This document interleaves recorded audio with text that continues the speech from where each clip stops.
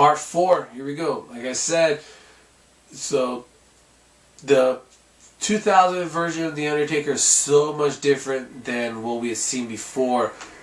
And the reason because he wasn't the dark side. He came back at Judgment Day 2000 in a biker persona. And to be perfectly honest, I did not like the biker persona.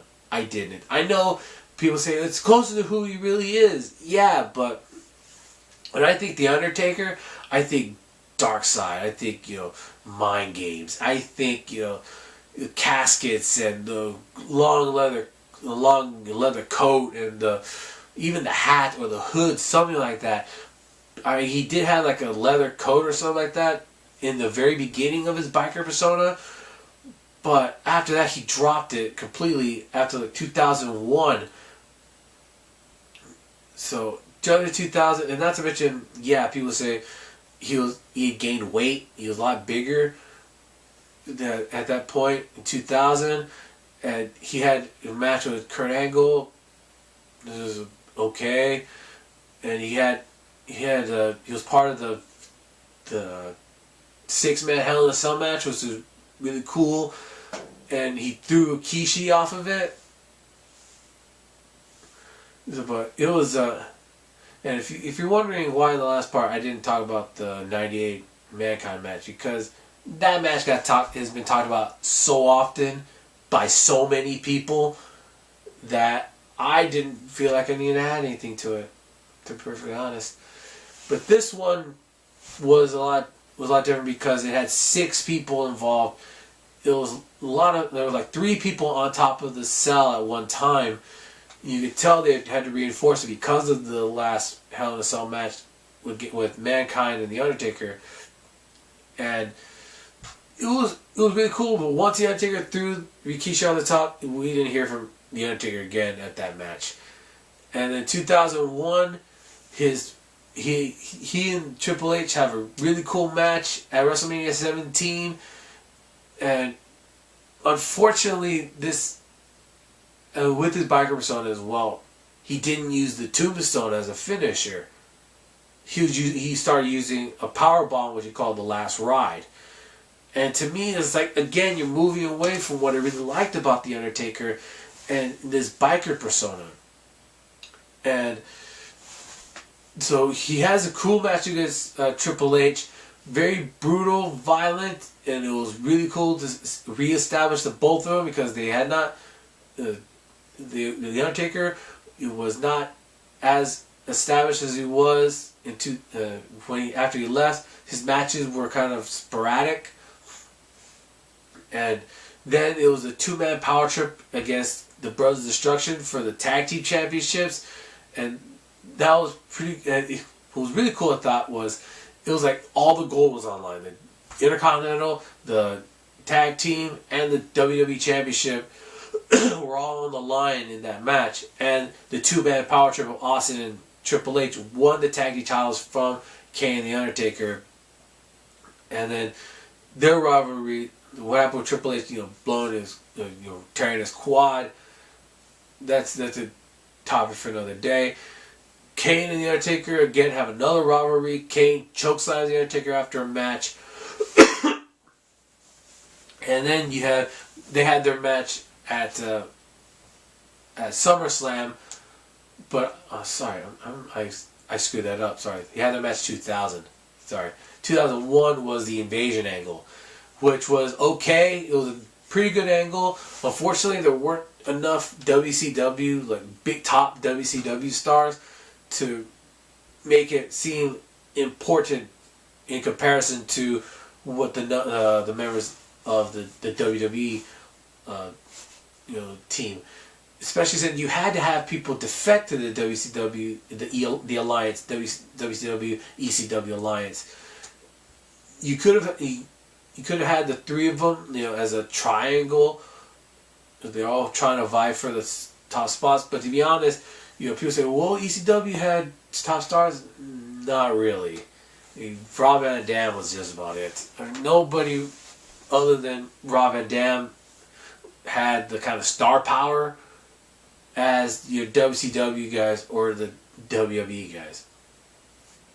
So it was a cool rivalry, I thought, but could have been done better if you got more the higher name WCW guys. But that's the past now. You can't really change that. And then in 2001, he becomes the villain again after he shoves JR's ass into shoves JR's face into Vince McMahon's ass. The Vince McMahon Kiss My Ass Club. Jeez. But yeah, and what's interesting is that whole speech that he gave before was very interesting because I've seen him come, I've seen him go, and he lists a whole bunch of big names, and the one thing they all had in common was they all kissed your ass. And you know who the person kicked your ass the most was? Me. Because I stayed here loyal, I kissed your ass all these years. And so I have one thing. And he turns to JR and goes, you think you're better than me? And then boom, punches right in the face, and then there's like, one way or another, boy, you're going to kiss his ass, and he just slams JR's face in McMahon's ass, and oh man, it was pretty hilarious. Especially when Vince McMahon put JR's hat on his head and started parading around while trying to keep his pants up. But at the shortly after that, Undertaker cut his hair again, moving away from what I thought as the Undertaker. You know, no longer the leather coat, the short hair. It was one of those things like this doesn't vibe right. And in 2002 Royal Rumble, he gets eliminated by Maven, then kicks his ass. he got Oberwettenbacher, but I'll talk about that rivalry later. Then he has a match against Flair because Flair cost him the match against I think The Rock in 2003. 2002 No Way Out. And he cost the Undertaker the match there, and his match against Flair was interesting. It was pretty cool to see because there was no disqualification. You had Arn Anderson interfere in the match as well. Ric Flair puts him in the figure four, and Undertaker just sits up and just boom, right in his throat. It flared bloody again. And then this was the first time in a while, as far as I remember, he actually gives somebody the tombstone as a finish, and he tombstones Flair in the middle of the ring. 1, 2, 3, and at the end of it, he does this. 10-0 at WrestleMania. It was pretty cool that he acknowledged it, and then the WWE acknowledging, 10-0. And so later on, he wins the WWE undisputed WWE Championship from Hulk Hogan with McMahon's help. He ends up giving the chokeslam instead of the tombstone or the last ride. I don't think Hogan could have taken either one of those bumps, to be honest. But after that, okay, again, moving away from what I think the Undertaker is, you never put him in a situation where it could be construed that he tapped out. And what they do with Kurt Angle, he gives the last ride, but Kurt Angle holds on, trying to do like a submission hold on him. I don't know what it was. Maybe it was a triangle or something. And while the referee's pinning Kurt Angle, Undertaker's hand does this. He does this on the ground, and they try to construe that as he's tapping out. You never do that. The Undertaker does not tap out. Never. The Undertaker does not tap out. And to try to construe that, again, moves away from what he really is. I think the Undertaker is no longer the villain anymore, so you can't put him in a situation where he could see him tap out. The reason why he came back as a hero, as a good guy now, was because of his match, interestingly, with Jeff Hardy, is a ladder match. Jeff Hardy, it was a good match. Jeff Hardy showed guts, determination. They had been rivaling through the early part of 2002. The Undertaker beats him in the match, takes the title, but Hardy, resilience, like, I'm still standing, The Undertaker. And The Undertaker comes down, beats him again. And then it was like Jeff Hardy stands up. He's like, I'm not finished.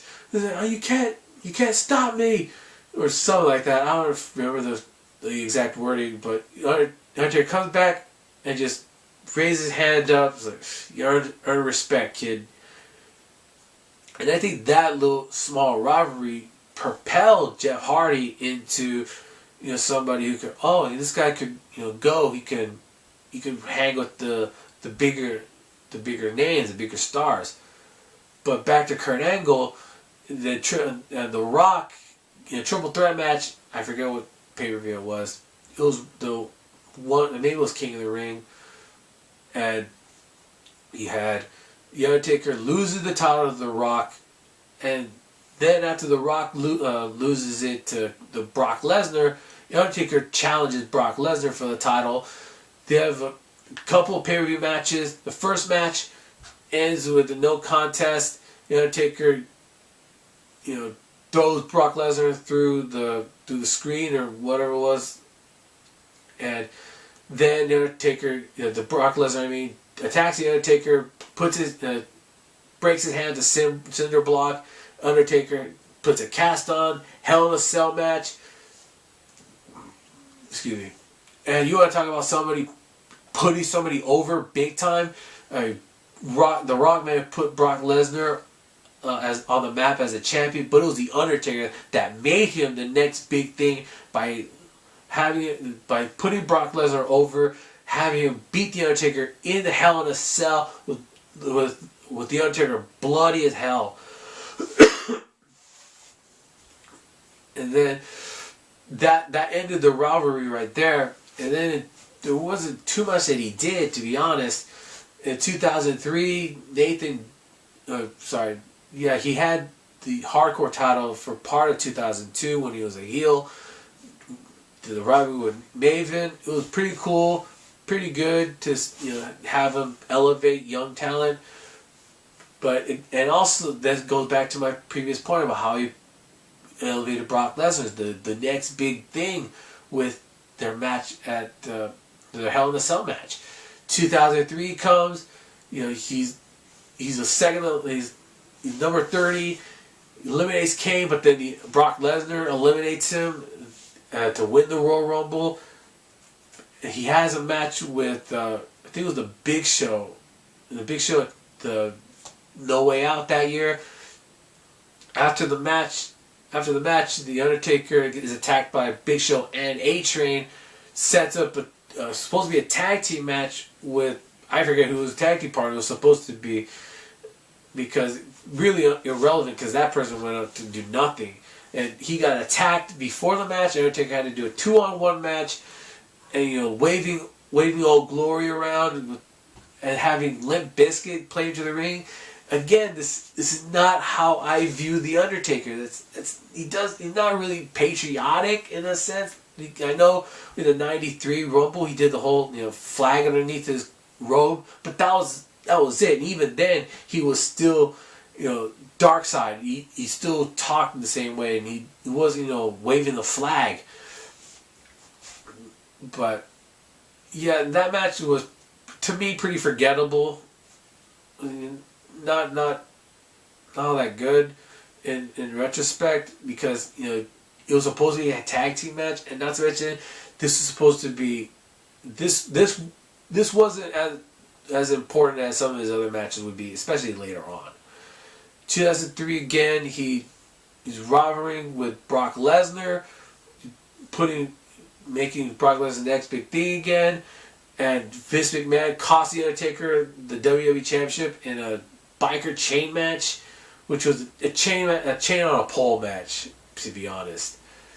And after the Undertaker wins a handicap match with Brock Lesnar and Big Show, he gets a chance to name the stipulation and the opponent at Survivor Series that year, and he chose to face Vince McMahon in a Buried Alive match. And so that match was something else. It showed again Vince McMahon, or Mr. McMahon, do whatever it takes to entertain the fans, and he got busted open, bleeding like crazy. But then Kane again costed the Undertaker the match, burying him alive, And then he goes the next SmackDown and said that the Undertaker betrayed his roots by becoming one of you. He became human. And I was like, yeah, he became human. That's not what the Undertaker is.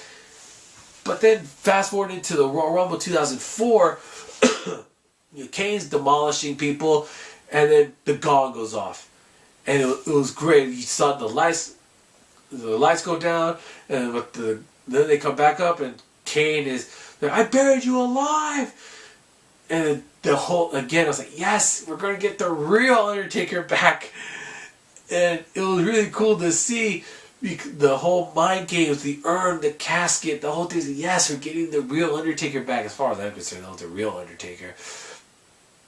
And then WrestleMania 20, where it all began again, the whole slogan was it all begins again. The Undertaker comes back as the Dead Man with the reminiscent of his WrestleMania 14 entrance with the druids, the lighting the torches. It was really cool, and he had the long coat with the hat on. And this time it only took one tombstone to defeat Kane, but this was just about showing that the Undertaker is back. The Dead Man has risen. It was great to see him back. And now that he's back, where does he go from here? Who does he rival with? Well, that's going to be the next part of this series. I can't believe I've gotten this many videos of this already. So I will leave it the mid 2000s. Maybe I'll try and get into 2008 at the latest. Until then, later.